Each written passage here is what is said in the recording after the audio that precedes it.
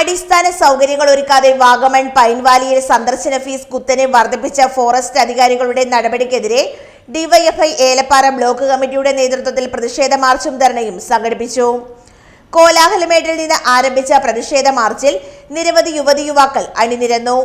യാതൊരുവിധ അടിസ്ഥാന സൗകര്യങ്ങളുമില്ലാത്ത പൈൻവാലിയിൽ അടിയന്തരമായി മെഡിക്കൽ സംവിധാനം, റെയിൻ ഷെൽട്ടർ, ടോയ്ലറ്റ് സംവിധാനങ്ങൾ എന്നിവ ഒരുക്കണമെന്നും ജനങ്ങളെയും വിനോദസഞ്ചാരികളെയും ബുദ്ധിമുട്ടിച്ചുകൊണ്ട് അനധികൃതമായി വർദ്ധിപ്പിച്ച സന്ദർശന ഫീസ് ഉടനടി പിൻവലിക്കണമെന്നും ഡിവൈഎഫ്ഐ സമരത്തിലൂടെ ആവശ്യപ്പെട്ടു.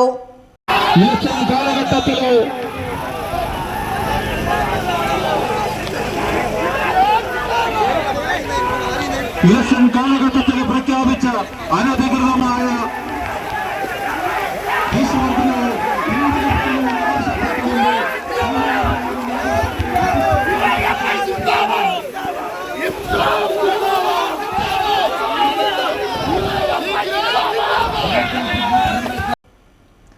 പ്രതിഷേധ യോഗം ഡിവൈഎഫ്ഐ സംസ്ഥാന കമ്മിറ്റി അംഗം ബി അനൂപ് ഉദ്ഘാടനം ചെയ്തു.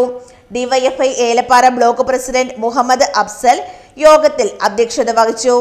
Block secretary Prasanth P, block treasurer Saneesh എന്നിവർ യോഗത്തെ അഭിസംബോധന ചെയ്ത് സംസാരിച്ചു.